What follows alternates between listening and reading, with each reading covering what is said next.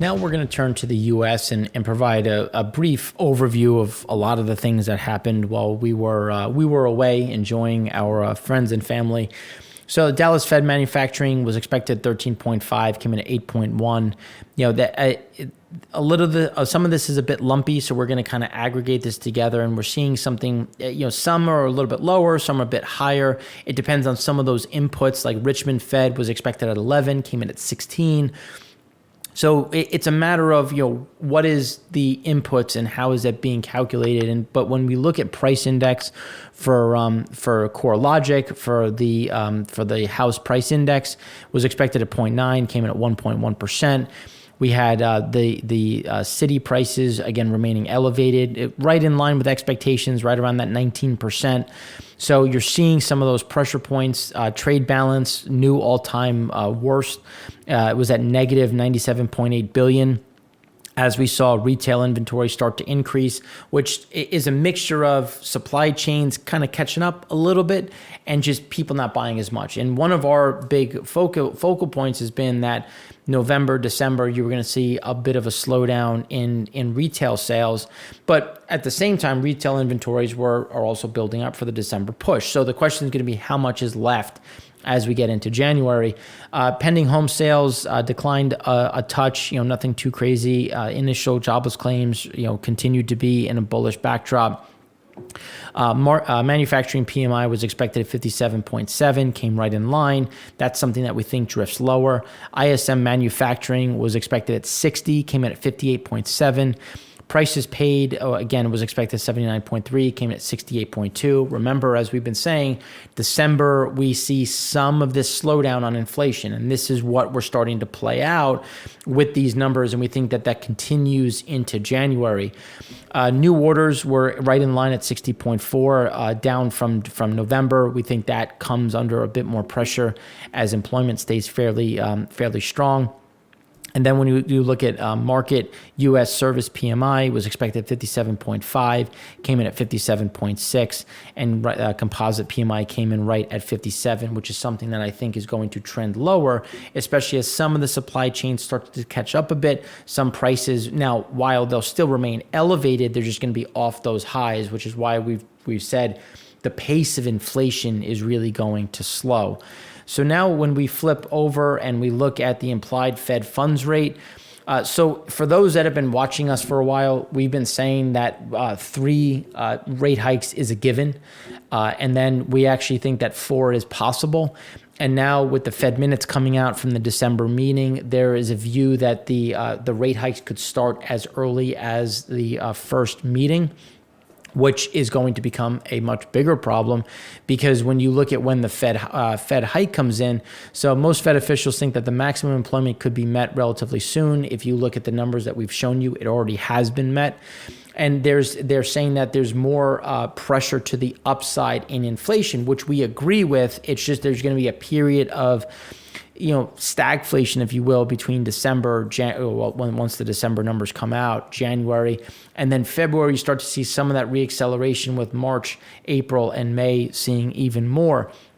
So that has led to some of the increases in treasuries, which when you look at yield, and the view is, because if you look at this level, this chart, there was a view that April 2022 was going to be the first increase, but now they're saying that it could be relatively soon, and that suggests that the first rate hike in March is a default position as of right now, which has sent the market lower because people finally realize that rate hikes may not be the most bullish thing for the underlying.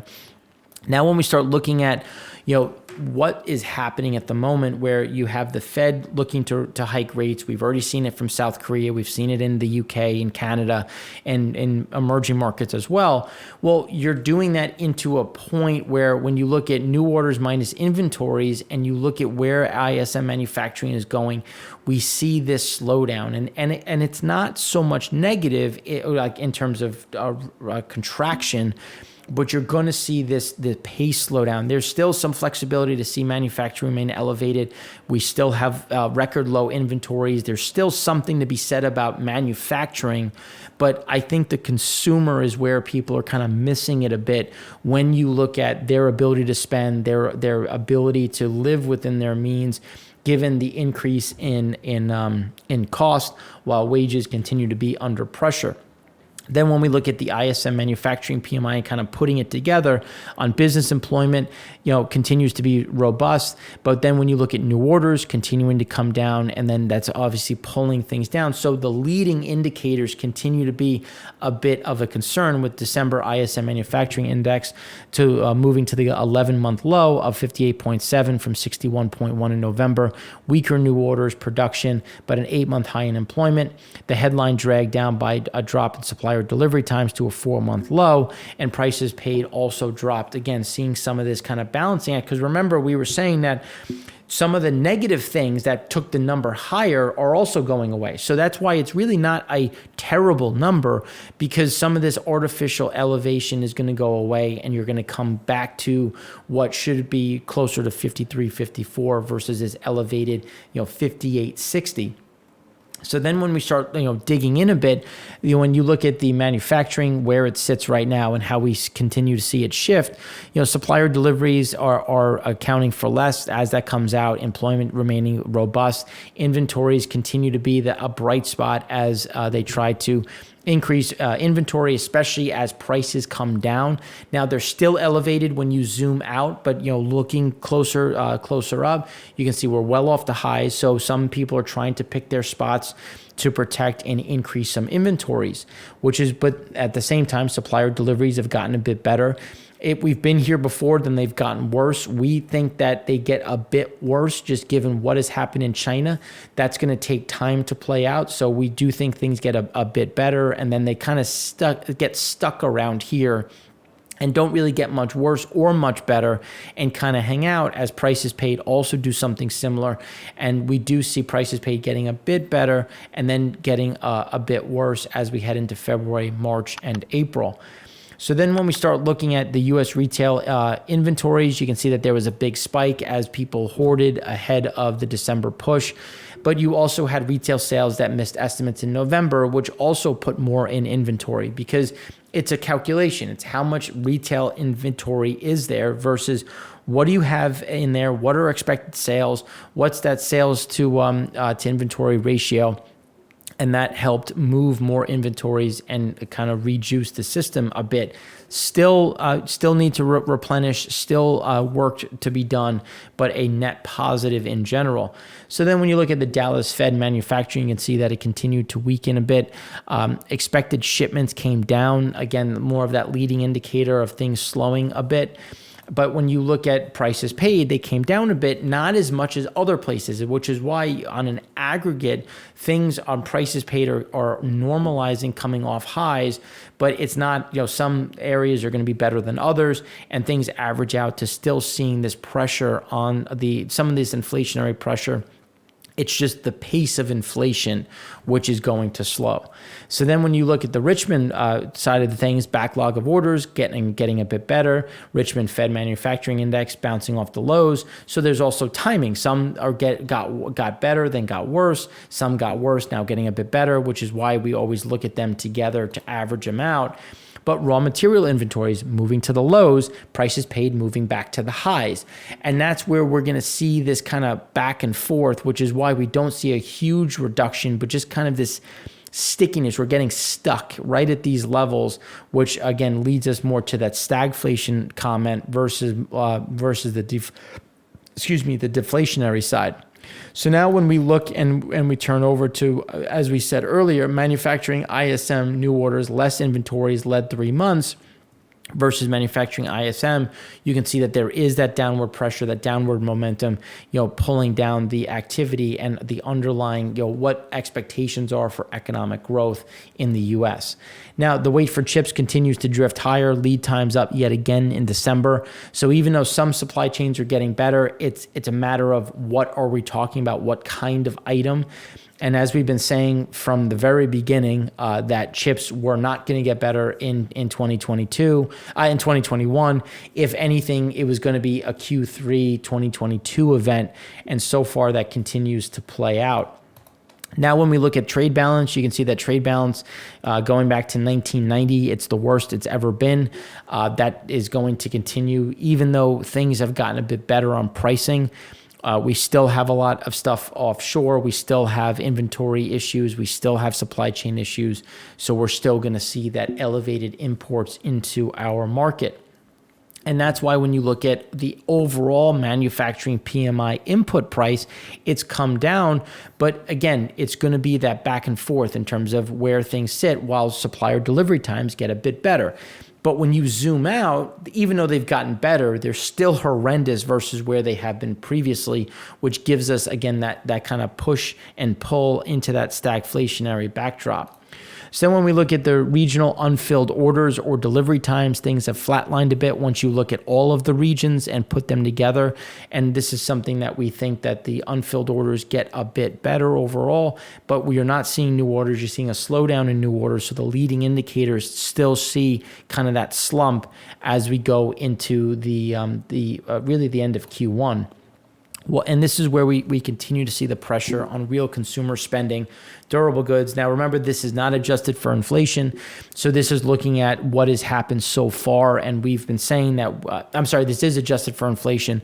And we do see that real consumer spending is going to continue to roll over just because the money's not going to go as far. They're not making as much. And you're going to have that discretionary income coming back to the trend line, especially as we have more savings that have been pulled out, and you have, the savings rate is back to where it was in 2019, and you have government transfers getting cut, which again is going to lead to these pressure points. All the while, when we look at the Beveridge Curve, you can see that the job openings rate come down a bit, but still remains strong. So that's why when we look at maximum employment, this is just insane in terms of where we are in terms of just employment and where which is why when the wage pressure is really what's going to keep us grinding higher and keeping things elevated, which is giving us that confidence on that stagflation call. So then when we look at the unemployment level job openings, this is again, when you look at relative maximum employment at relatively soon, now. So it's just a matter of when people take the job openings that are available. But the quit rate continues to be elevated. People are quitting. But when they're quitting, they're not running back to work, which is also creating this weird conundrum in the jobs market, where accommodation, food services, people are quitting at a 6.9% rate because if I didn't lose my job during the or I was hired back early on in the pandemic. Well, I'm locked in at a lower rate, but maybe if I'm at a hotel, the hotel across the street is paying $2 more.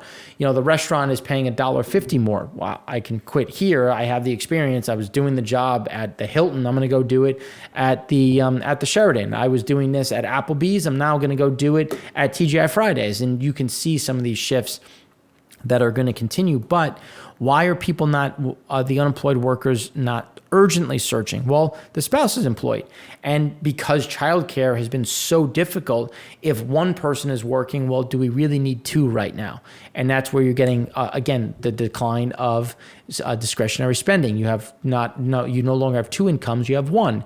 Care responsibilities, but you're saving money on childcare. So the hit isn't as big. You have a certain financial cushion if you're in that top 10% because of savings.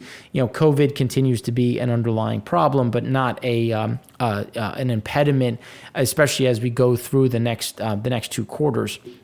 While we do have commercial and industrial loans starting to get a bit better, you're starting to see a bit more borrowing, even though rates, and which is obviously probably one of the worst times as rates start to creep higher. Now, when we start looking at housing prices, so when you look at the FHFA home price index, you can see it creeped higher. When you look at the composite for Case-Shiller, we're right at another increase of 92 basis points, bringing us at about 18.4 on the 20-city composite home price index. And then when we look at the U.S. national home price, we're still right just above that 19%, while wages have not kept pace, again, increasing the pressure for the different individuals. And then when you look at the cumulative U.S. pending home sales, even though it dipped, It's misleading because when you look at it on an aggregate, we still have a new record of home sales, which we do see. We see it closing out at a record in 2020, 2021 anyway, because obviously this is looking at November. So things will close out strong. And then we do see slowdown in 2022, as we talked about with price, wages, rates going up, and that's going to put some of that pressure on some of these new home sales. So now that we went through a lot of that, we want to turn and go into Europe and what are some of the things that have happened with some of the recent data sets that have come out. Still fairly light, won't be a long segment, but we'll just give you a little taste of what we see that happened so far and what does that mean to come in Q1 of 2022.